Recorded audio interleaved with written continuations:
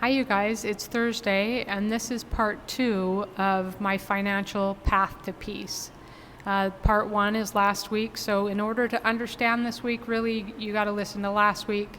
I mean, they're two different things, but it would help you give some background if you listen to last week's. One of the questions is, why would I listen or take any sort of financial advice from somebody who's homeless? I'm not necessarily offering this specifically for advice. 2 years ago when I was doing this channel, people kept asking me how I lived on $1 to $2 a day, so I'm answering those questions. So that's one part of it. Another part of it is I do believe that you can learn anything from anybody, despite where they're at in their life. Number 3, I'm not a millionaire, so no, I'm not going to be talking to you about how to make money and how to, invest properly and things like that.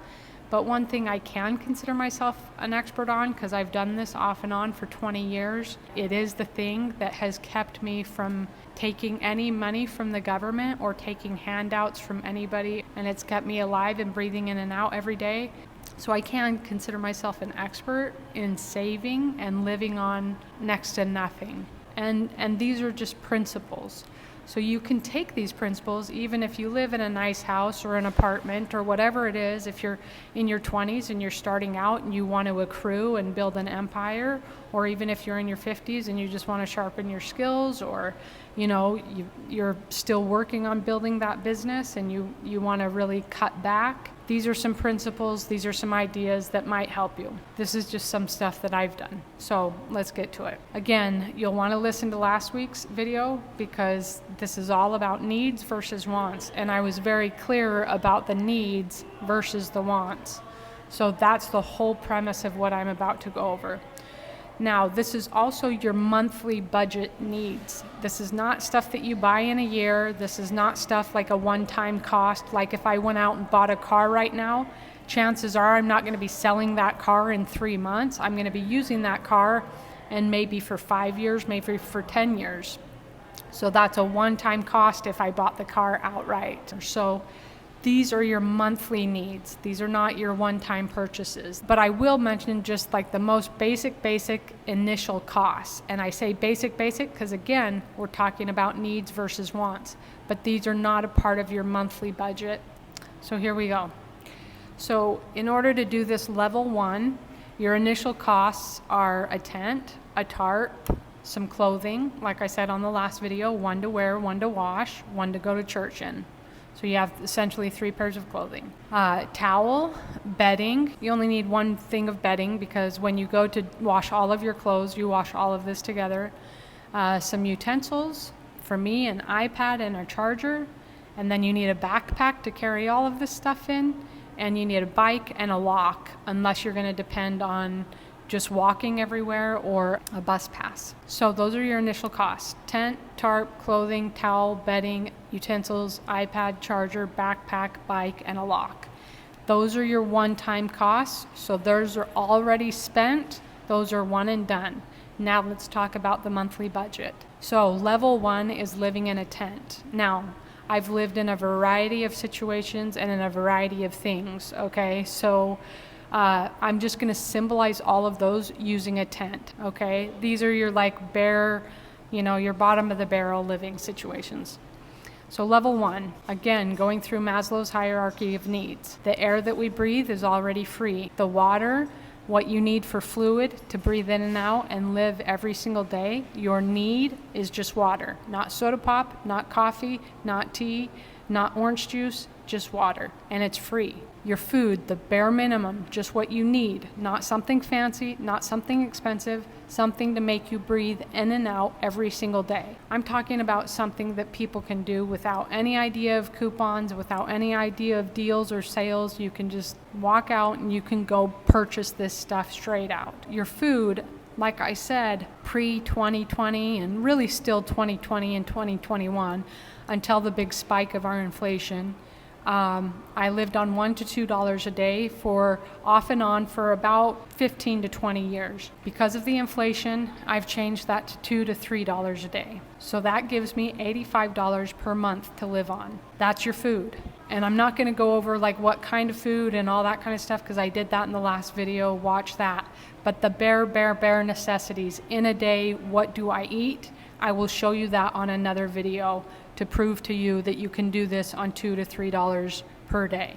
The next one is shelter/sleep, okay? Because the sleep is free. Really, you can sleep anywhere. Again, watch the last video. You can get a tent even at a garage sale for $10.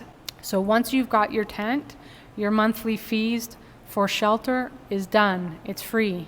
Your shelter is free. You can live in BLM land. You can live a variety of places in your tent, unseen, so you're not like bothering people or affecting people or being right in their way or being in front of their storefronts or near their house. You don't have to do that. There's lots of other places where you can do it. Clothing/hygiene. Again, I'm not talking about purchasing some clothing. The clothing has already been purchased. I live on 2 pairs of clothing during the week and then 1 on Sunday for church. So that's 3 items of clothing, 1 to wear and 1 to wash type thing. My hygiene, I can go to the dollar store and I can get a huge tube of toothpaste. The dollar store used to be $1, it's now $1.25, so the floss is going to be $1.25.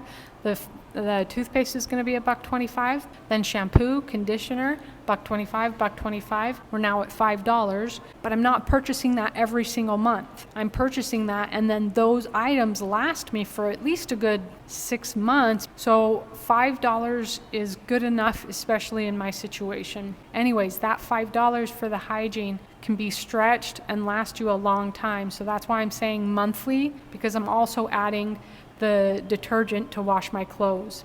However, in the summer, t-shirt and things like that can literally just be washed in a bucket. So you just have to pay the detergent fee. You don't have to pay if you can find a $2 laundromat. I've been using a $2 laundromat for a long time, but with inflation, that one went up, so I had to find another laundromat. But in the summertime, you can wash this stuff in a bucket for free if you're in an area, again, where you can hang things up. So, toothpaste, floss, shampoo, conditioner. I use the shampoo also for body wash, laundry detergent. Brush, I already have a brush. I've had the same brush for 10 years.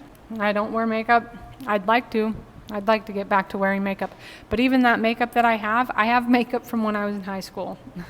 And I've never worn a lot of makeup anyways. I wear eyeshadow, some eyeliner, some mascara, and a little bit of lip gloss. So that's not even expensive. I could still fit that into this $5 if I was wearing makeup. Now I'm a woman, so what do I do for that feminine hygiene stuff? That is actually something I'm not going to tell you guys about. There are other YouTube videos that talk about homeless people and what they do during that time of the month. Maybe my trick is a little different, but that's just way personal. So it's well within this $5 a month. Okay, now communication. Off and on, I've had a phone for about 15 years, and I was spending about $20 a month. And I think I could even get it cheaper than that. But even right now, I'm not going to be having a phone for at least a while. I'm not sure how long that's going to be. So I'm nixing that. When I actually went through and wrote all of this down, this was in 2020, because again, I told you guys I was going to do YouTube then. So I actually went and wrote all of this down. This was one of the first videos I wanted to do. And I did have $20 in the communication category because at that time I did have a phone. But at that time as well, I was only doing $1 to $2 per day for food. So my food budget was $65 per month and my communication bill was $20. Now because I'm not doing the communication and because I need more food because of the inflation, I'm doing the $2 to $3 per day. Again, if I was into couponing and doing all that stuff, I think I could even squeeze more out of that. Or if I wasn't transient, if I wasn't living in a tent, if I had like a solid place to be, like some real solid shelter, and I was going to be able to be in that spot for quite some time, I could buy in bulk and I could get that down possibly to $1, $2 a day again. But because of the way I'm living, because of how I'm at, this is the need that I have, and anybody can do this. So again, communication, nix-a, transportation, nix on that. Again, during 2020, they started allowing people to ride the buses for free, and they've stopped that. So I bought a bike. That cost is sunk. It's gone. The bike was $25. It came with a lock. So I'm done with that. Transportation is my walking or biking. And then charity. Why would someone in my position give to charity? I already answered that question in a previous video. And I'm just really trying to keep this video as short as possible because I know it's going to be a long one. So that's why I'm trying to speak fast and refer to previous videos. But if you need the answer to that question, go back and watch that video. But I believe it's a very, very important principle. No matter how low you are, there's always somebody lower than you. And it's like throwing the pebble in the water and you have all these ripples. You don't always get to say what the ripples are, and they bless your life in ways untold.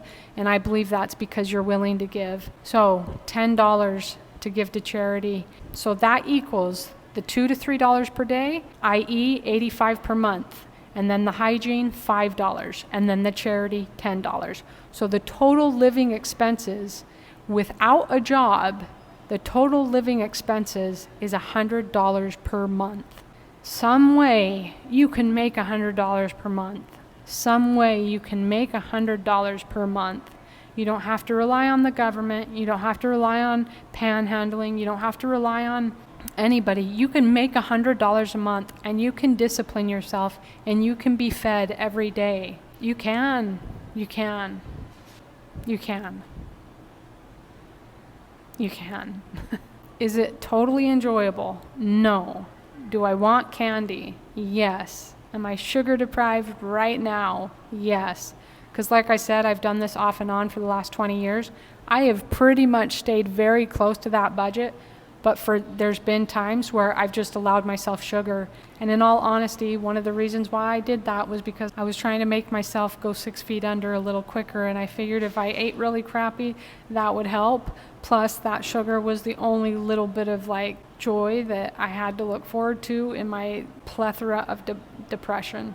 So there were times where I allowed the candy and a little donuts and, things like that. But otherwise, I've lived on this budget. I know you can do it. Okay, now the other portion of this, that's what I said, $100 per month. That's all you need to make if you have no job, like permanent job. You just need to make $100 a month in order to not rely on anybody else. So you do it one of two ways. You either depend on making that $100 a month, or you go out and try to make a lump sum, a nest egg, and then you can live on that throughout the rest of the year. Now, what would be my expenses if I was making money, if I did have a job? I like very clear numbers, and right now, because of where I'm at mentally and emotionally and just my physical environment and everything that I'm trying to do and what I'm really trying to accomplish, I am going to get a job.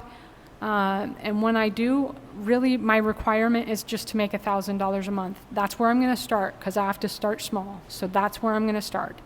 Now, technically, I already did start that. Again, I told you I wanted to do YouTube in 2016, 2018, 2020. Well, I was really determined in 2020. I went up north to help somebody. While I was up there, that's when the 2020 craziness hit. So I ended up getting stuck up there. Now, when I went up there to visit to help somebody, I was staying at somebody's house. That individual offered me a job, and they were like, you know what, you really shouldn't go back to California. We don't know what's going to happen. And they had started closing down the freeways. There was like literally no way for me to get back. So I was literally stuck up there. This individual really wanted me to stay there because they wanted help like doing a complete clean of their house, like a complete gut out of their house. This is something I am good at, but I don't like doing it because it's been a repeat process in my life. I've done this for people over and over and over, and it's not moving me forward, so I really did not want to do it. However, they were very convincing, and I was stuck. And I thought, okay, well, I really want to do YouTube. Now I'm stuck up here. I've got, I had this whole plan when I got back to California. I said, well, and they were offering me to stay in their house while I was doing it. So I was like, well, okay. I said, it makes me feel uncomfortable because I don't usually, talk about money with people. They're like, well, how much would you want? Because I'd pay. And I'm like, okay, well, I'm staying here, whatever. I don't even want to think about the cost of that because if I think about that, then I'll try to make things as cheap as possible. I'll go down this rabbit hole. So I don't want to think about that. We have to just consider that one and done. So, what about minimum wage? I'll just start there. Minimum wage in that state was $7.50. So they paid me $7.50 an hour. So I worked for them for 6 months and I made $7.50 an hour. At the end of that 6 months, I asked them for a raise up to $10 an hour. When I originally started for them, I was living in a certain circumstance and I moved to a slightly different circumstance. I asked for the raise because really I was actually watching a YouTube video, and one of the reasons why they say there's a wage gap between men and women is because women don't ask for the raise. So I asked for the raise.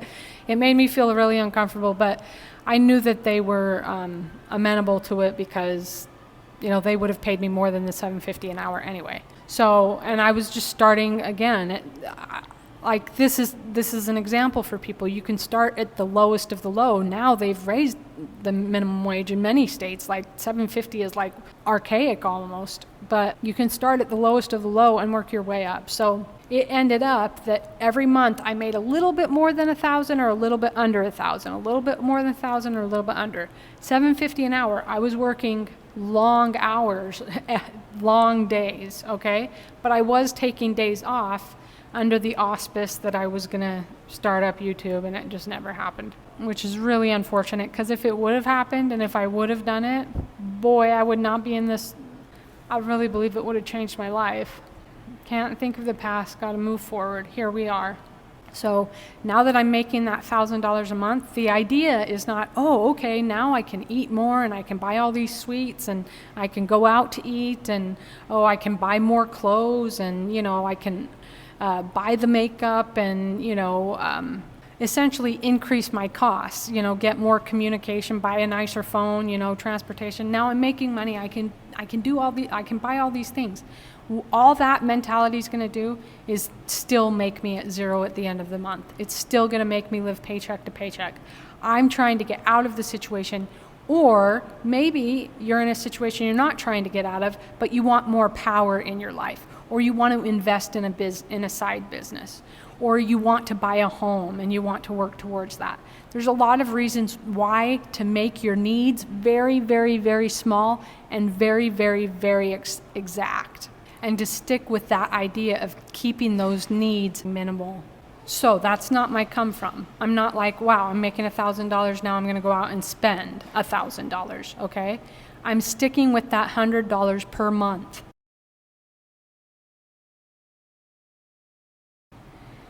What I'm doing, though, is because now I have the job. Again, I believe very much in charity. I believe very much in that particular principle, okay? Whether you're donating to the church, whether you're donating to a cause, whether you're donating to charity outright, I believe that you should take 10% of your income and you should donate that. That's my belief. I believe this is a true principle. I believe it comes all back to you. I believe you're protected and blessed in ways untold. That's my belief. That's what I do. So out of that $1,000, $100 was going towards whatever donation I wanted to make. Now I take another 10% and I pay myself. Now this is a principle that you can read about in a lot of financial mastery books. Richest Man in Babylon, Think and Grow Rich, like a lot of financial books will always tell you to pay yourself first, to have a savings. And so you pay yourself that 10% to have that savings. So first, I pay others, I pay a cause, I pay something to help society, and then I pay myself. Number 3, investments/debt. I believe in investing the money. You want to look towards the future. You want to see something grow. You don't want to just stay in this one little bubble the rest of your life. You want to actually expand. To me, you can take 20% and put that towards investments. Now, I know these numbers are they're pretty intense, but this is if you really want to fast track things, okay? You can mess with the numbers any way you want, and this is what really will help anybody at any level in their life, not just homeless. Again, if you're in a beautiful home or whatever, you have a business, you're a single mom, whatever. You can use these principles. You can mess with the numbers, but I would try to be as close to this as possible. That's my personal opinion, if you can, okay? So 20% goes towards, if you have debt, you get rid of that debt first. Once that debt's paid off, you start investing that 20%. If you don't know what to invest it in now, either start hanging around people who know what to invest it in, or start learning yourself. There's a ton of YouTube videos out there. You can start figuring out what to invest it in, or you can just be really, really careful. And this sort of investment that I'm talking about, you might want to be careful about it. So an IRA or bonds or, whatever it is that's more safe. You're living on 10% at the time because that $100 just happens to be 10% of $1,000. So the $100 is not a percentage, because if I made more, I'd still live on that $100. But it just happens to be 10%. You've got $100 that you're living on, and then you've got 10%, which you're donating to charity, which ends up being $100 out of the $1,000. And then you've got 10% that you're putting into savings, which ends up being $100 out of $1,000. And then you've got your investment / your debt at 20%, which is $200. So that's already $500 gone. And the way you've got to think about that money, first of all, the $100 that you're living on literally is gone. It's in your mouth. It's in the washing machine. It's gone. It's a sunk cost. It's gone. The charity, it's gone. That you gave that to somebody else, it's gone. The savings and the investment, yes, it's yours, but you have to think about it as being gone. If you look at that money in your bank account every month and you're like, wow, okay, that's accruing. I need to spend that. That's not what it's for. You have to think of it as gone. These are costs, so I'm putting them under the expense category. So you've got 50% is gone. You've got the leftover 50%. This is how I would break it up. Again, I think this is really wise if you can follow it, if you can pull it off. This last category is broken up into 3 parts. One part is your initial costs, okay? So if you are saving up for something that's going to be a lump sum, like that car, or if you're just saving up for the tent, okay? That's your lump sum, that's your initial cost. Once you have that paid off, that's done for. Let's say, for example, you can get a cheap vehicle for $2,000 even. So you're going to have to save 50% of your income. So in this scenario, making $1,000 a month, if I can save that 50% for this initial cost, it's going to take me 4 months to purchase a car at $2,000. Okay? But once I purchase that car, now I'm at that next level, and that cost is one and done. Okay?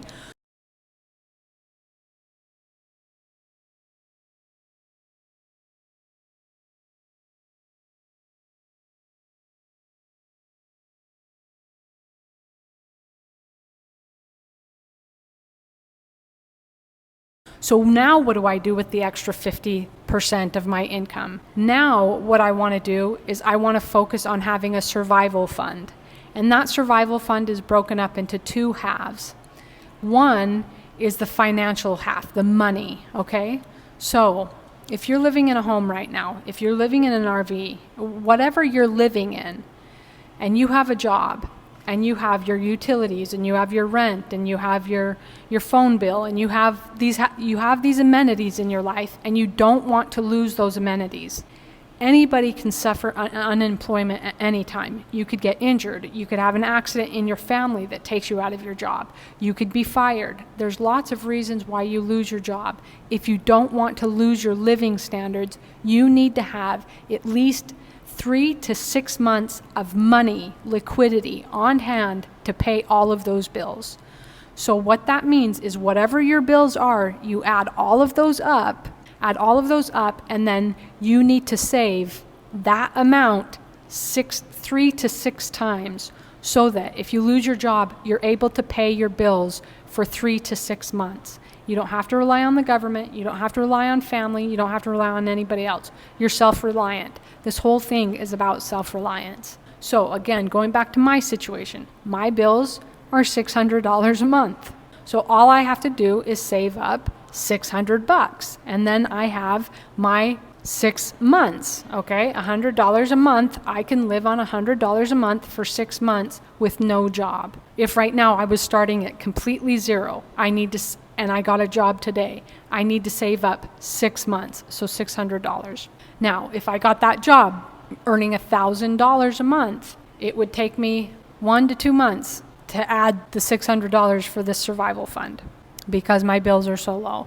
But most of you normal people out there, you're living on, let's say, $2,000 of bills a month. So for you, that 50% of your income, if you just wanted to do 3 months, you need to save up $6,000. If you want to do 6 months, you need to save up $12,000. And that's your liquidity. So if anything happened to you, you're not on the streets like me. The other part of that survival fund is food. I'm a bit of a prepper, okay? I've always believed in this. I think 2020, if you didn't get the message, I don't know what to tell you. Please don't forget the message, because that and worse can happen. And it can happen, like we learned, at the flip of a switch. Like, boom. And all of a sudden you go to the stores and the store shelves are empty. I mean, do I really need to go through that? Do I really need to try to convince you? And if the poop hits the fan, you have to eat. We have to eat to live. The shelter thing can vary. People can live in tents and all sorts of stuff, but you have to eat to live. You need food to live. So I believe in having at least a year's food storage. Now, I've been doing this since I was about 19 years old, so I have that year's food storage already. But in 2020, I did add to it. I took some of that $1,000 and I started adding other things to it because I wasn't satisfied with the way I did it, and I was learning more things. Right now, with the inflation of food as well. So if our inflation keeps going this way, if the world keeps going this way, food is going to get more and more and more expensive. Now, I have this lump sum of food. I have this cachet, this storage of food, and I have it stored with somebody I trust. I'm nowhere near it, nor could I carry that around with me the way I'm living right now. That's why I can't access it. Or I could be living for free off of that food. And that's my point. I could be living for free off that food. And that food I purchased a long time ago when prices were still normal. Prices aren't normal now, but you don't want to wait for them to get worse. You don't want to wait till you're in a bad situation and you're starving to death. You certainly don't want to put all of your eggs in the basket of the government or anybody else. We are meant to be responsible for ourselves as much as we possibly can. There's always times and there's always ways, as I'm learning and as I know, where you just fall on hard times, and whether you didn't try and you just, you didn't heed the counsel and now you're learning the hard way, or whether you did heed the counsel but things happen. So you do need help, and we should help each other. We should be kind and loving and supportive and help each other. But we should also try our best to be self-reliant so we can be the one helping rather than asking for help. Man, this is my second time doing this video, and I thought, no, I can redo it because I'll make it shorter. Oh my gosh. And I was trying to do it in a way where I would not have to edit so much. I'm just not good at making the videos. So I'm going to be stuck editing for hours. I'm trying to go fast. Anyways, so like I said, there's 3 parts to this category of 50% of your income, okay? There's your initial costs. You're saving up for something that you really want to purchase. Once that's done, that's gone. There's your survival, and that's broken up into A and B. A is your finances, your liquidity, your money that you have on hand in case you lost your job. You would be able to live in your same circumstances anywhere from 3 to 6 months. You'd have the money to do that. And then the other half of that is having food on hand. So when the poop hits the fan, or in that situation where you are unemployed, you know that you have food on the table, okay? And once you have that category really is one and done. If you buy the type of food that lasts 20 to 30 years or indefinitely even, like wheat, beans, oatmeal, coconut oils, salt, pepper, a lot of these items will last years and years and years and years. So that category literally is one and done. Once you've done that, you push that completely out of the way. The initial costs will bump back up. It'll rear its head back up when you want to level up. Maybe, like for example, for me, when I want to go from a tent to a car, and then if I decide that I want to go from a car into like a really nice RV. To me, any RV would be really nice. So anyways, that initial cost category will come and it will go, and it will come and it will go as you try to level up. But that survival category, once you've attained that, you can put that away. So the third part of this category of what you spend your 50% on is then your side hustle or your career or something that you want to build. So right now, for example, when I was doing that $7.50 an hour job, that's not the job I wanted to do for the rest of my life. Even if I work up and I get the raise to $10, or I then go and I do something else that's maybe a little bit better or maybe even the same, but I'm making more money. If it's not it's a job, right? A lot of times we think of a job as just something that we do, that we have to do in order to feed ourselves. But it's not our career, it's not our passion, it's not what we really want to do, it's not something that really builds and offers us more financial freedom. This category, what I'm talking about, is that building. So you might need to sink some money into education. You might need to sink some money into a side hustle. You might need to sink some money into starting your own business or improving upon the business that you already have right now. So that's what that extra 50% does. Now that's 50% of your income, and that's big. And that's why I'm saying, what I'm talking about here, you can mess with the percentages of how much percentage you want to do of your income. But if you stick it at that 50%, think how much quicker you can grow. And that's kind of my point, right? A mantra to live by when you're thinking about all of this stuff. Laser focus on the extremity of needs sharpens measured wants. Laser focus on the extremity of needs sharpens measured wants. If you will seriously focus and be extreme on those needs, focus on what a need versus a want is, if you'll get that through your mind, that will sharpen and measure your wants. So, if you're really focused on what a need is to feed yourself, then when you go into the grocery store, you know what wants are, and you know what lavish wants are, you know what gluttonous wants are now, and you know what, okay, this isn't a need, but it's a want, and it's a measured want. It's a controlled want. That's what you want to learn to do. Again, I know I'm homeless and blah, blah, blah, and don't listen to me, but I think these are true principles, and they have helped me. Again, I think I've lived on very, very, very little. The most I've ever made in a year, I want to say, is like $15,000. It's the most in my whole life I've ever made in a year, and that was only 1 year. Almost every other year, I never even had to pay taxes because I live under the poverty line. Now, is that, yay, everybody wants to do that? No, I'm not saying you want to do that, but I'm saying there's control there, there's discipline there. There's ability there. It takes a great deal of ability and discipline to do that. And it's self-reliance. And it is one of the answers to homelessness. When people approach me needing money, that's a story for another time.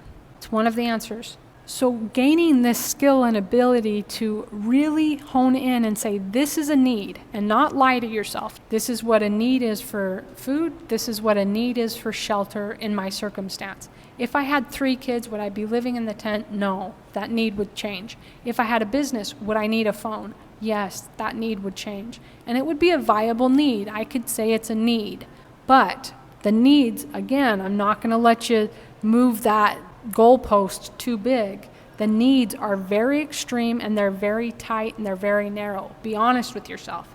Because allowing yourself to be honest with the needs then allows yourself to say, okay, what is a measured want? What is a reasonable want? What can I allow myself and not go off? It's kind of like doing a diet, right? You know that when you start the diet, if you've really thought it out, you know what the diet entails. You know. And you know when you're cheating. And then you know when you're just completely going off the rail. This is the same thing. You want to know what the needs are. You want to know what the measured wants are. And I'm not saying you can't have them, but you'll measure them and you'll be in control. You'll have discipline. The lavishness, a lot of people, they spend money. We're such a consumer society, and they just don't even think about it. They're living paycheck to paycheck. But on top of that, this stuff doesn't even feed their soul. It does nothing for them. We just have things. there is some freedom in being a minimalist. There's some freedom in it. I'm an extreme minimalist, and I find a lot of joy and freedom in it. Now, if I was living a normal life and I was dating and doing all that kind of stuff, I'm not just doing 2 pairs of clothes. I live in this society, when in Rome, be as the Romans. However, you can still be very disciplined Roman. So I still don't want a ton of lavishness. Moving on. So using the same philosophy, the next level is for the car, the RV, the van, the trailer. The initial cost for that, the car is going to cost. I'm going to have to pay for the registration, and again, I'm going to pay for the insurance, one and done. I'm going to pay for that all in full. And that car insurance, I do not ever consider that a monthly cost. Why? Because I pay my car insurance all the way a year out. And then that car, I'm not going to have car payments. I buy cars outright. That's how I do it. I'm going to need a lump sum of money because I don't do monthly payments. And this is one of the principles with this stuff. If you just think about in your life, when you just do a little bit here, a little bit there, a little bit here, a little bit there, it's very hard to keep track of. And that's how things just go by the wayside. It's like at the end of the month, where'd my money go? Because you're just a little bit here, you stopped at the convenience store and you bought a bag of chips and a soda, and you didn't write that down, you didn't put it as part of your budget, and then you were at Walmart and you saw the donuts and you're like, I really want those, and then you're passing by Starbucks one morning and you really want the coffee, and just all those little expenditures, they eat up and they eat away at your budget. So my monthly expenses, going back to Maslow's hierarchy of needs, my air is free still, my water is still free, my food is still $85, my shelter/sleep, now I'm sleeping in that car. Woohoo! This is my goal right now. I want the vehicle. I want a vehicle with tinted windows. I want some measure of privacy. That's what I want. I want privacy. I want security.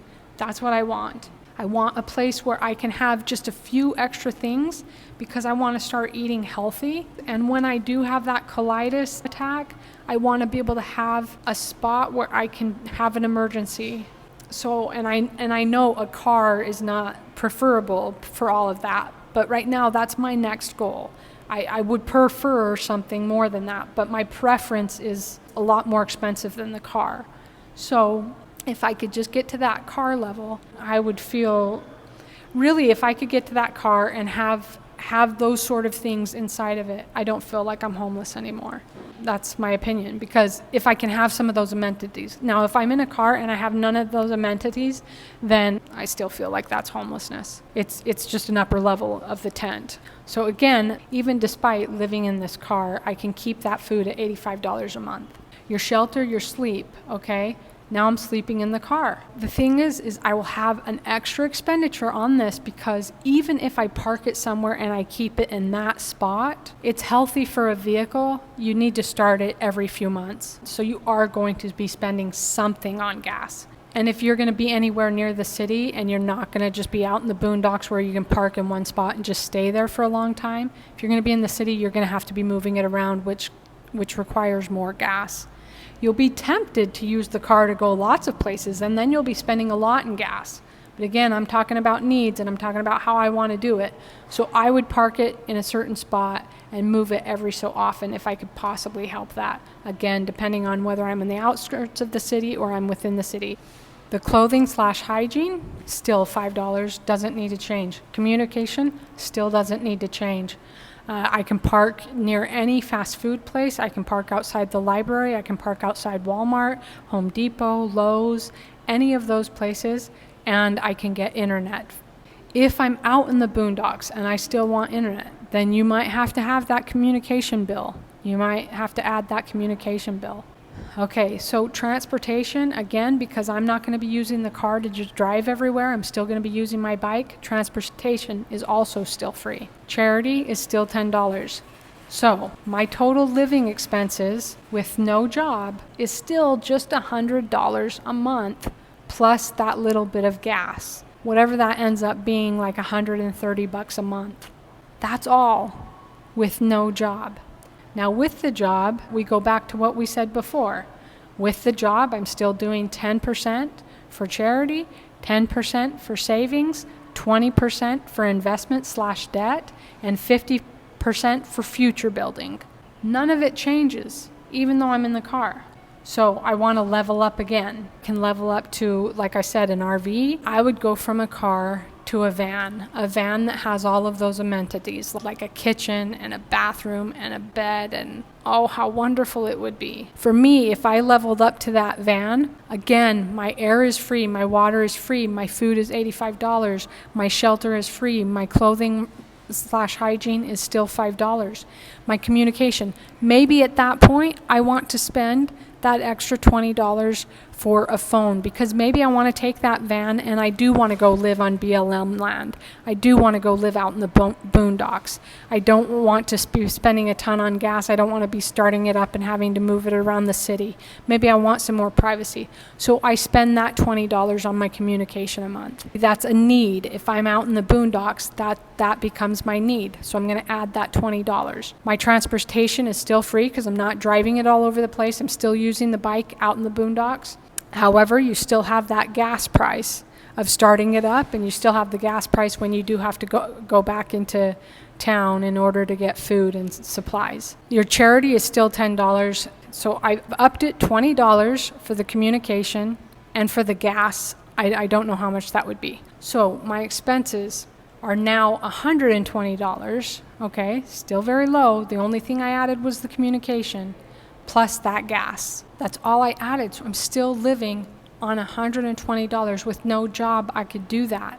Plus the gas. You know, that really depends on how far in the boondocks I go. And if I have a van like that and I'm really going to go out into the boondocks, I'm going to get enough food and supplies so that I can be out there for a few months. So I'm not coming back and forth and spending a bunch of gas. I'm still going to have to turn the van over, get the fluid going through the lines, but it's so minimal. Now, if you level up and you want to get into an apartment, the reason why I think the apartment is a bad idea, and those of you who are in this situation, I understand. I know that some of you are just in this situation because you're in this situation, but you have to agree with me. It's a bad idea because that money, once you give that money, let's say you're paying $1,000 in rent, when you give that money to somebody, you're basically saying you can do more with this money than I can, because that money's just gone. It's a total expense. It's not like paying mortgage on a house where at least you're building equity in that house. You have something to your name. That apartment, that money's gone. It's just gone forever. It's a complete wash. It's an expense. So that's why I don't think the apartment idea is such a great idea. On top of that, when you get into that apartment, another additional expense is utilities. I mean, most people, you could, if you wanted to be hardcore, you don't have to turn on the lights and you don't have to use the heat or the air conditioning or whatever. But most of us, if we get in an apartment, we're going to have those amenities as well, right? Now, if you keep all those other expenses, like I said, extremely just based on needs, you could still be on the $85 for food, the $5 for hygiene. Maybe you want to add that communication because now you're in that apartment. You're not necessarily going and parking outside of Home Depot to use the internet or anything like that. You can have a phone and you can tether from your phone to an iPad. So you can use both to a laptop. You could still keep that communication bill very low. So if you based it on those needs, again, your air is free, your water is free, your food is $85, your shelter, however much your rent is, your hygiene is $5, your communication is $20, your transportation is your gas money. Now, there again, if you live in an apartment, depending on if you get a job right next to your apartment, that transportation can be free. So then your charity is free and your utilities, whatever they are. So all of that comes out to be $120 per month plus the rent and utilities. Okay, so like I said, for me, I wouldn't do the apartment. I'd go to a car, to a van, or an RV, and then a house. So house would be the final level up. So in order to talk about this level, I'm just going to give you an example of somebody I know because I want to do something like this. So I know this guy. It's him, his wife, and his 2 children. They live in an apartment, okay? I know, I just told you apartment's no good, but that was his circumstances, and he's got 2 kids, and again, I understand, right? So a few years ago, he started making a lot more money. He stayed in the apartment with him and his wife and his 2 kids, and he stayed on this really tight budget. He was very good at disciplining his money. Despite his business going up and up and up, he didn't increase his expenditures. That's the problem that most of us do. Our earnings go up and we just start spending more. He didn't do that. He stayed on track, he stayed within his budget guidelines, and he started putting money away in order to buy a piece of land. That was going to be his first big investment. He found this piece of land for a really, really good deal in a sweet part of town, and he only paid like $30,000 for it. So he gets this plot of land, and where it's at, he can allow it for some sort of commercial purpose. He goes ahead and takes that piece of land and he divvies it up into 10 sections. And he starts renting out each section to the truckers that come into town. When the truckers come into town, they'll stay in the city for about 2 or 3 days, and then they'll get their next load and they'll go back to the city that they were at. But they'll come back and forth from this spot to the other city multiple times throughout the month. So they usually rent a spot where they can keep their truck while they're here in town. So he rents out these plots of land, and he charges them $250 a month. So that's 10 truckers at $250 a month. He's making $2,500 a month off of that plot of land. Now, it took him about 1 to 2 years in order to get his customer base, but within 2 years, he's already paid off the initial investment. These truckers have essentially bought that piece of land for him. Now that $2,500 that he makes every month is just added money. So what he does is he gets out of the apartment and he moves into a home. He moved into a nicer home, okay? He's doing this for future building because they plan on having more kids. So now he's spending $2,000 a month on rent. But essentially, that's not coming out of his main income. That's coming out of his side gig. These truckers are essentially paying his home mortgage and his utilities. So in my mind, in his mind, he's living rent-free in a home. So even at this level, when you level up to the house, your air is free, your water is free, your food. If you want to level that up, if you want to start eating healthy, so again, going back to myself, when I get to the level of the car and certainly even the van, I'm going to level up my food. Because there is one discrepancy that you can have with me, eating properly, eating healthily. And right now, I don't think eating healthily means that you always have to spend a lot more money, especially still if you're living off the basics. But in my situation, I would probably have to spend more. So because I don't know how much that's going to be, but I do know that I would be eating a lot healthier, I want to increase that money. So at this level, I'm just going to double it, but not exactly double it. So that principle that he exemplifies, I want to apply that to myself. And so when I talk about this final level, this level of a house, that's something that I would do. So coming back to me and what I would try to do. There's 2 ways that I would try to do it. I would try to do something like he did, buy a plot of land and, section it off and rent it out. I don't know that I would do that to big rigs, but I would definitely do that to like store RVs and cars and trailers and boats. And I actually helped somebody do this. I actually created a business doing this. Unfortunately, I just did it for somebody else and not myself. So I know the ins and outs of this. It's not even a lot of ins and outs. Anybody could learn how to do this. And this becomes a passive income every single month. So I would do it the way that he does it, or I would purchase the house. And then because I'm single and I don't have kids, I could just pull up the RV or the van on the side of the house and continue living my same lifestyle, the same bills, the same amount of money, not spending anything more than what I spent on that level of a car / an RV / van. Same. All of the bills, all of the expenditures are exactly the same. However, there's another option.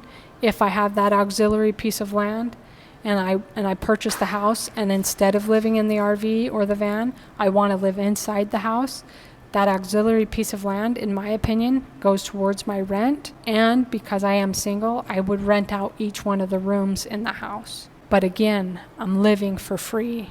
So in that situation, again, my air is free, my water is free. The food, however, at that level, but honestly, when I get to the level of a car, or even especially when I get to the level of a van. I am going to up my food budget. For the average person, when you start eating healthy, your budget would probably go down if you ate super, super healthy and very, very basic. For me, because of the way I'm living, my money might go up just a little bit. I don't think eating healthy means that it has to be more expensive. But because of my situation and how tight I'm being, it would probably go up a little bit. How much, I don't know. So right now I'm just giving you a figmented amount, and I'm almost doubling it. But because I like round numbers, I just put it at 150. So again, my air is free, my water's free, my food is 150 now, but I'm eating healthy, which is like, yay, yay. That's one of the paths to peace, eating healthy. Food is 150, my shelter is free. And as a matter of fact, I'm making money off my shelter. Hygiene can still stay the same, $5. Because even if I have a washing machine and dryer now at my disposal, now I'm actually paying less because I don't have to pay the laundromat. And even if I have more clothes, I'm still more clothes. I don't have to wash that particular pair of jeans so often. And I'm doing a lump sum of clothing. So I still don't see that going up. And again, even if I start wearing makeup and everything, I have makeup since I was a teenager. Even if I wanted to buy new makeup, it's so minimal because I wear very little anyway. My communication, living in that sort of situation, definitely I would want a phone. So yes, I would pay that $20. I still might be tethering to the iPad. If I was inside the house, I don't have to offer internet for everybody, but maybe that is something I would offer. And so maybe that would go from $20 to $40. But again, they'd be paying the rent. They'd be paying that off. They're going to be paying the utilities. Now, this is me being single. If I had a family, it would be different. But again, if I had that auxiliary piece of land and I'm making $2,500 a month off of it, I'm still living totally free. All my utilities, everything is taken care of because I have that outside investment. Then the gas for transportation, I would be paying something in gas. I can't tell you exactly what that would be. I'd up my charity to $15. Utilities, again, would be free. My entertainment, I'd up that to $10. So what that adds up to, $150 for food, $5 for the hygiene, $20 for the communication, again, if I'm single doing this by myself. Gas, I'm not sure, $15 for charity, $10 for entertainment. So total living expenses, no job, $200 per month, plus the gas for transportation. Essentially, what all of this comes down to is there are 3 ways to make money. You earn money, you invest money, and you save money. And people don't think the savings is a way to make money, but it is. Because if you're living paycheck to paycheck and all that money's just going away, any one of you could look at your expenditures and pull back on it, pull back on it, pull back on it, pull back on it. And that extra money that you pull back, it's your money to make your life go further ahead. You put that towards that piece of property, right? That extra money goes towards you to build up your life. If you don't do that and you keep living paycheck to paycheck, there's no future at the end of that. And you're putting yourself in a really precarious position. So 3 ways to make money that is money made. If it's spent, then you didn't make it. I think it's in Rich Dad, Poor Dad. I think this is the premise. I can't remember because it's been so long. But one dad had a job that made menial amounts of money. Let's say it's a janitor or a cleaning lady, okay? You're a cleaning lady and you make menial amounts of money versus the other dad, I think, was a doctor.